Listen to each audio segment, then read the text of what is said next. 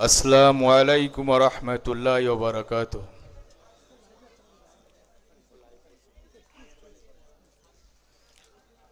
अल्हम्दुलिल्लाहि रब्बिल आलमीन, अस्सलातु वस्सलामु अला अस्राफिल अंबिया अल मुरसलीन नबीना मुहम्मदिन व अला आलिहि व अस्हाबिहि अजमाइन व मन तबअहुम बि इहसानिन इला यौमिद्दीन। अम्मा बाद। मंचे उपस्थित उलामाए दीन एवं सामने बसे थाका इस्लाम दरदी भाई सकल, स्नेहेर कचिकाचा, पर्दार आड़ाले मा ओ बोनेरा, आमी सर्वप्रथम अल्लाह रब्बुल आलामीनेर कृतज्ञता ज्ञापन करी, जिनार असीम दयाय कारणे किछु बलार साहस संचय करते पेरेछि।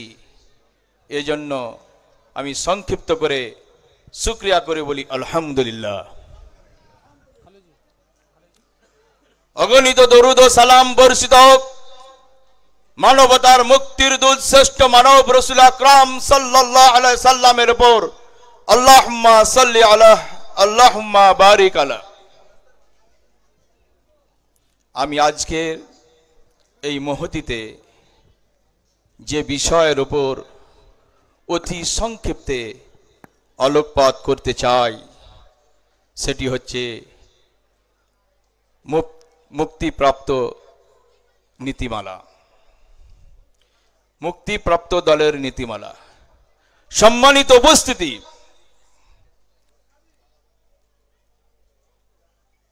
মুক্তিপ্রাপ্ত দলের নীতিমালা কারা এ সম্বন্ধে যখন রসুল সাল্লাল্লাহু আলাইহি সাল্লামকে জিজ্ঞাসাবাদ করা হলো, আল্লাহ রসুল সাল্লাল্লাহু আলাইহি সাল্লাম বললেন, মা আনা আলাইহি ওয়া সাহাবিহি,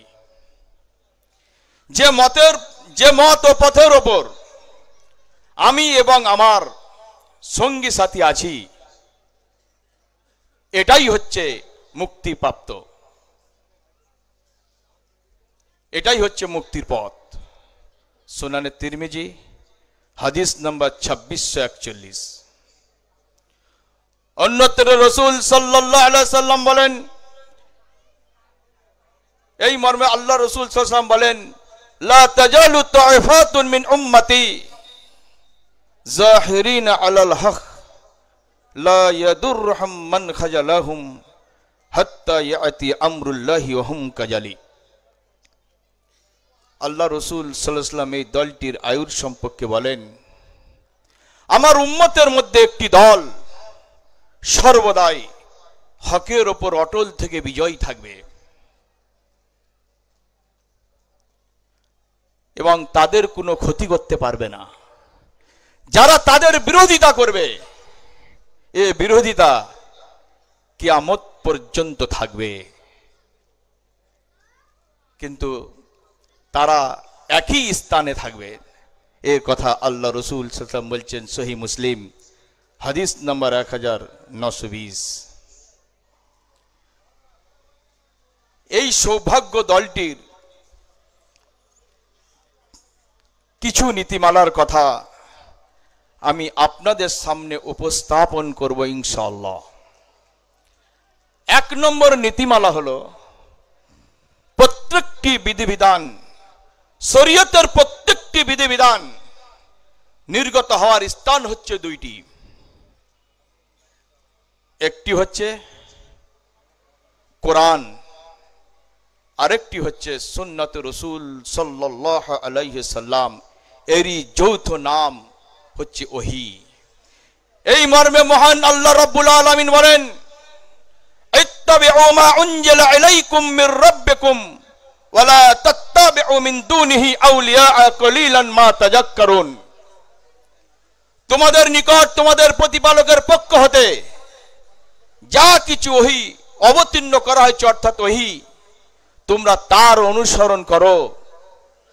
তোমরা আল্লাহকে ছেড়ে অন্য কোনো অভিভাবক বন্ধুদের অনুসরণ করো না, কেননা তারা খুবই অল্প জ্ঞানের উপদেশ গ্রহণ করে থাকে।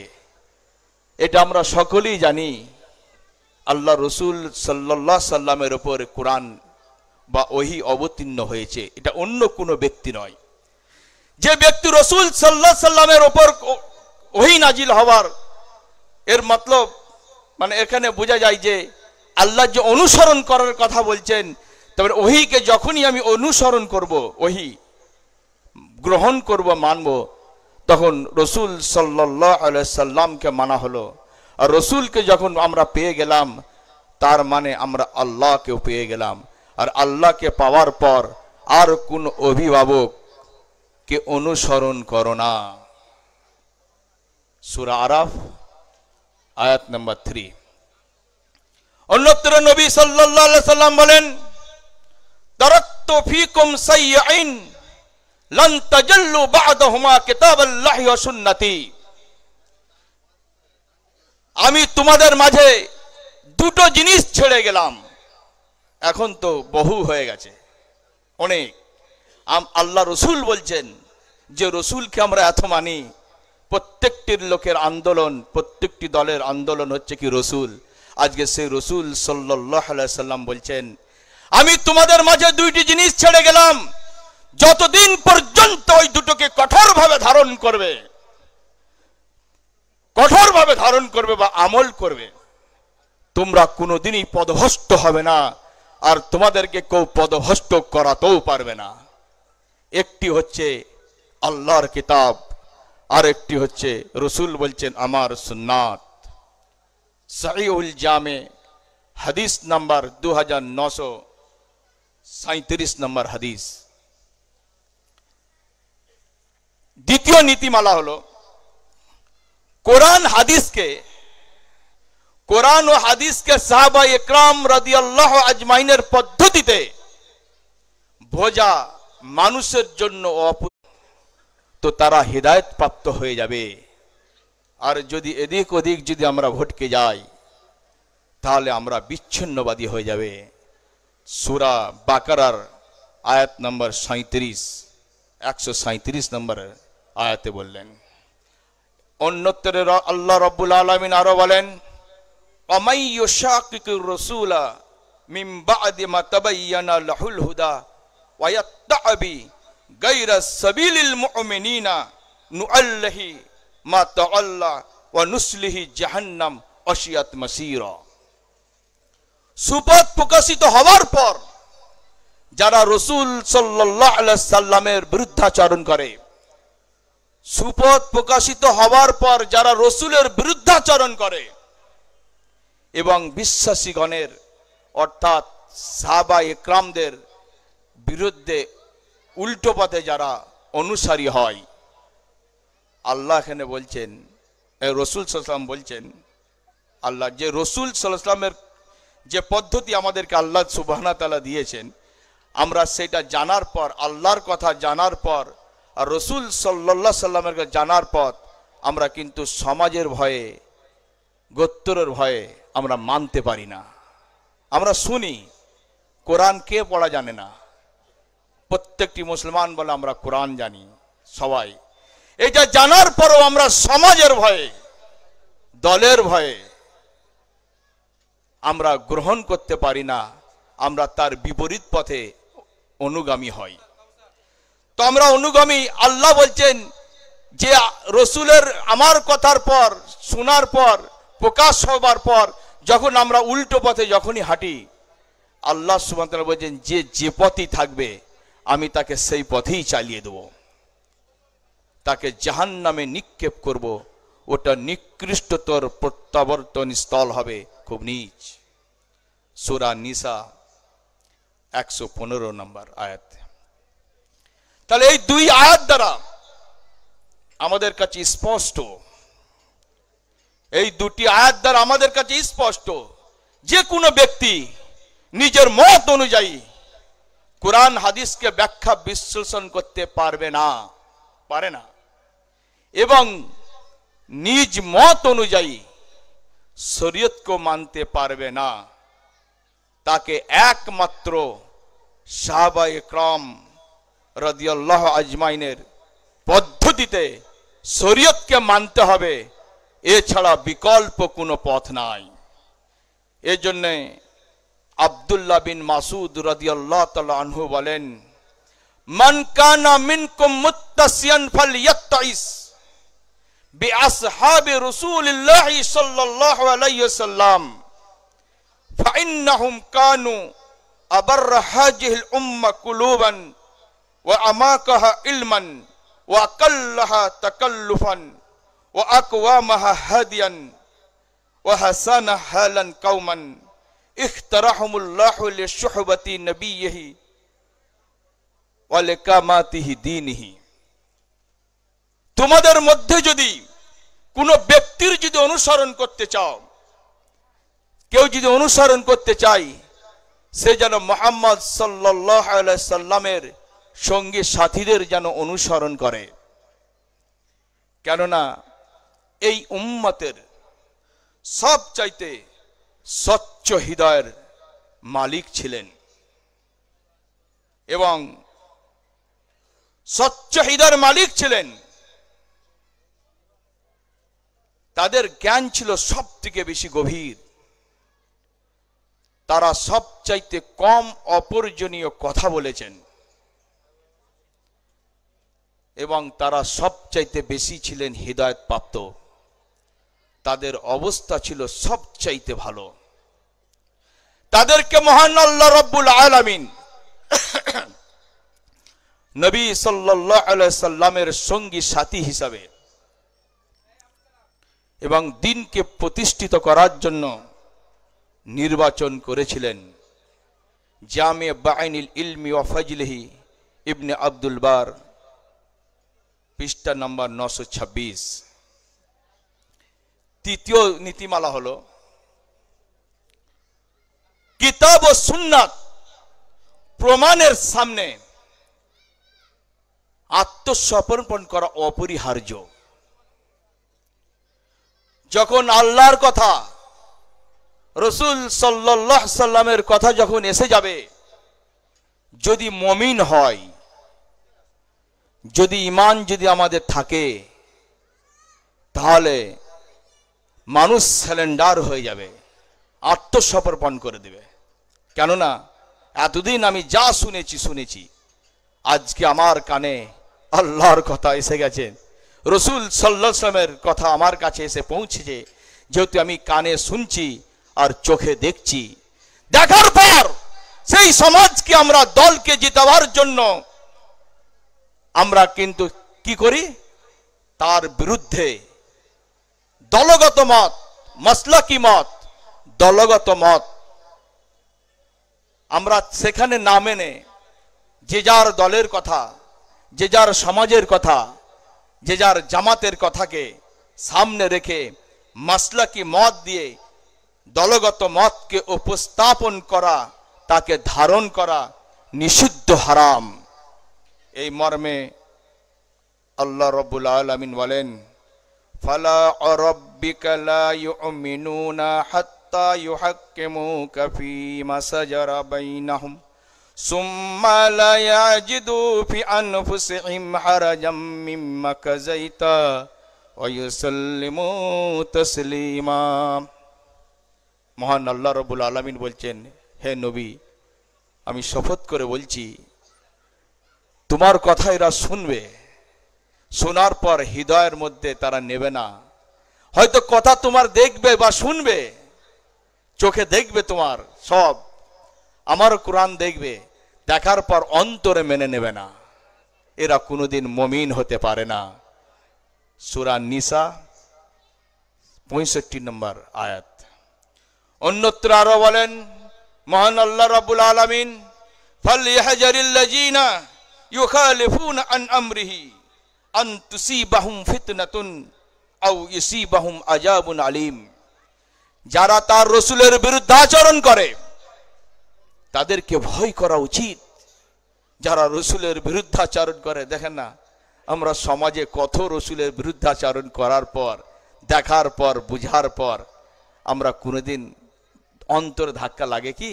আমাদের কোনোদিনই অন্তরের মধ্যে আঘাত আসে না, মেহসুস হয় না। কোনোদিন আমরা এটা নিয়ে গবেষণাই করি না, চিন্তাই করি না, খালি একটাই জানি যে রসুল রসুল রসুল। সেই আল্লাহ বলছেন যারা রসুলের বিরুদ্ধাচরণ করে তাদেরকে ভয় করা উচিত, তাদের ওপর কোনো আযাব এসে না যায়,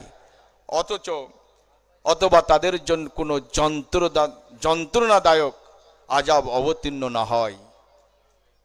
সূরা নূর 63। তাহলে এখান থেকে স্পষ্ট আল্লাহ এবং তার রসুলের বিধিবিধানের অপোজিট, আল্লাহ তার রসুলের বিধিবিধানের অপোজিটে কোনো দলগত মতকে উপস্থান করা যাবে না।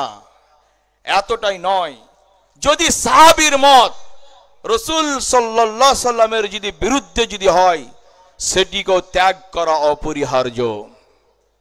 হযরত উরওয়া থেকে বর্ণিত, ইবনে আব্বাস রাদিয়াল্লাহু তাআলা আনহু বলেন, আপনি আল্লাহকে ভয় করেননি, আপনি হজ্জে তামাত্তুর অনুমতি দিচ্ছেন। তখন বললেন, এই উরওয়া, তুমি তোমার আম্মাকে জিজ্ঞাসা করো।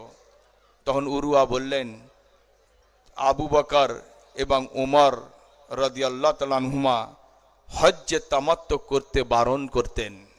তখন ইবনে আব্বাস রাদিয়াল্লাহু তাআলা বলেন, ওয়াল্লাহি মা আরাকুম মুনতাহিনা হাত্তা ইউআদ্দিবাকুমুল্লাহু আহাদ্দিসুকুম আন রাসূলিল্লাহি সাল্লাল্লাহু আলাইহি ওয়াসাল্লাম ওয়া তুহাদ্দিসুনা আন আবি বকর উমর। আল্লাহর শপথ, আমি দেখছি ততক্ষণ পর্যন্ত বিরত থাকবে না যতক্ষণ পর্যন্ত তোমাদের ওপর আল্লাহর অভিশাপ অবতীর্ণ হয়। কেননা আমি রসুল সাল্লাল্লাহু আলাইহি সাল্লামের কাছ থেকে হাদিস বর্ণনা করেছি, আর তুমি আবু বকর উমর রাদিয়াল্লাহু তাআলা আনহুমার কথা তুমি এখানে বর্ণনা করেছো। সহিহ জামে বাইনিল ইলমি ওয়া ফাজলিহি ইবনে আব্দুল বার, পৃষ্ঠা নাম্বার 525। জাবের রাদিয়াল্লাহু তাআলা আনহু থেকে বর্ণিত, আন্না উমর বিন খাত্তাব রিজওয়ানুল্লাহি আলাইহি আতা রাসূলুল্লাহ সাল্লাল্লাহু আলাইহি ওয়াসাল্লাম অনুসখাতিন মিনাত তাওরাত। আন্না উমর বিন খাত্তাব রিজওয়ানুল্লাহি আলাইহি আতা রাসূলুল্লাহ সাল্লাল্লাহু আলাইহি ওয়াসাল্লাম বিনুসখাতিন মিনাত তাওরাত فقال يا رسول الله هذه نسخة من التوراة فسكت فجعل يقرأ ووجه رسول الله يتغير فقال أبو بكر رضي الله عنه سكلتك السواكل ما ترى بوجه رسول الله صلى الله عليه وسلم فنظر عمر إلى وجه رسول الله صلى الله عليه وسلم فقال أعوذ بالله من غضب الله ومن غضب رسول رضينا بالله ربا وبالإسلام دينا وبمحمد النبي فقال رسول الله صلى الله عليه وسلم والذي نفس محمد بيده لو بدلكم موسى فاتبعتم وتركتموه لا جللتم عن سواء السبيل ولو كان حيا وأدرك نبوتي لاتبعني। জাবের রাদিয়াল্লাহু তাআলা হতে বর্ণিত, উমর রাদিয়াল্লাহু তাআলা আনহু আল্লাহ রসুল সাল্লাল্লাহু আলাইহি ওয়াসাল্লামের কাছে একটা তাওরাতের টুকরো নিয়ে গিয়ে দেখাচ্ছেন, হে আল্লাহ রসুল, এটা তাওরাতের টুকরো, এটা তাওরাতের টুকরো। আল্লাহ রসুল উত্তর দিলেন না, কোন মানুষের কিতাব নয়, আসমানি কিতাব তাওরাত। আল্লাহ রসুল উত্তর না দেওয়ার কারণে উমর রাদিয়াল্লাহু তাআলা আনহু পড়তে আরম্ভ করলেন। আবু বকর রাদিয়াল্লাহু তাআলা আনহু আল্লাহ রসুলের দিকে তাকিয়ে দেখলেন চেহারা মোবারক রাগান্বিত হয়ে গেছেন। তখন আবু বকর লক্ষ্য করে বললেন, হে উমর, তুমি কি ভুল করেছো? তুমি কি চোখে দেখতে পাচ্ছ না? তোমার তাওরাত পড়ার কারণে রাসূল সাল্লাল্লাহু আলাইহি সাল্লামের চেহারা রাগান্বিত হয়ে গেছেন। তখন উমর রাদিয়াল্লাহু তাআলা রাসূলের কাছে এসে বললেন, হে আল্লাহ রসুল, আমার ভুল হয়ে গেছে, আমাকে আপনি মাফ করে দেন। তবে যতদিন আমি থাকবো, আল্লাহ হায়াতে রাখবেন, তাওরাত পড়া তো দূরের কথা, তাওরাত আর চোখে দেখব না। তখন আল্লাহ রসুল সাল্লাল্লাহু আলাইহি সাল্লাম বললেন, ওমর, আমিও যে রব আমাকে পাঠিয়েছেন সেই রবের শপথ করে আমিও বলি, যদি মুসা নবী যদি এই ধরতিতে ফের জীবিত আসতেন, তাহলে আমার উপর কথা তো বলা দূরের কথা, ওই মুসাকে যদি কেউ ইত্তেবা করে, মুসার কথা যদি কেউ শোনে, সেই মুসা নবীর কথা শুনলে সে পদভ্রষ্ট হয়ে যাবে, বেঈমান হয়ে যাবে। আল্লাহ রসুল সাল্লাল্লাহু আলাইহি সাল্লাম বলছেন তাহলে সে পদভ্রষ্ট হয়ে যাবে। তাহলে আল্লাহ রসুল ছাড়া এখানে কোনো অপশন নাই। তাহলে এখান থেকে মুসনাদে দারমি হাদিস নাম্বার 449, তাহলে এখান থেকে আমাদের বোঝা দরকার, আশা করি আমাদের বুঝতে আর কোনো অসুবিধা নাই। আমি যে হাদিস কয়েকটি কোরআন আমি আয়াত পেশ করলাম, তাহলে আমাদের মুক্তির পথ আর বাঁচার পথ হচ্ছে কোরআন আর সুন্নাহ, এছাড়া কোনো অপশন নাই। যদি আমরা মুমিন হই, যদি আল্লাহর প্রতি রসুলের প্রতি আমাদের ঈমান যদি থাকে, ঈমান এনেছি মানে এই নয় রসুলকে মানি, মানে এই নয় যে আমি রসুলকে মানি, রসুলকে তো প্রেমিক সবাই, এটা আমরা মুখে বলি, কিন্তু বাস্তব যখনই দেখাতে যাবে তখনই কিন্তু হবে না। তখন আমরা সমাজের দিকে, পূর্বপুরুষের দিকে, দলের দিকে, কমিটির দিকে, জামাতের দিকে ফলো করে চলি। আর আমরা আশা করি কি করে? তাহলে আমাদের ফরিয়াদ এই জন্যই আল্লাহ সুবহানাহু ওয়া তাআলা শোনেননি। তাহলে আমাদেরকে এখান থেকে বোঝা উচিত, যেখানে আবু বকর রাদিয়াল্লাহু তাআলা আনহু, হযরত উমর রাদিয়াল্লাহু তাআলা আনহু, ইনাদের মত এখানে চলবে না রসুল ছাড়া। যেখানে নবী মুসা নবী, যেখানে মুসা নবীর কথা চলবে না, পৃথিবীতে আর কেউ হতে পারে? কি এমন বড় ব্যক্তি আছে, আর কি এমন সম্মানী আছে, এমন জ্ঞানের কে বড় আছে যে তাদের কথা আমাকে ইসলাম শুনতে হবে? এরপরেও যারা ভিন্ন মতে যারা গ্রহণ করবে, নিঃসন্দেহে পদভ্রষ্ট, এতে কোনো ধরনের দ্বিধাদ্বন্দ্বের কোনো অবকাশ নাই।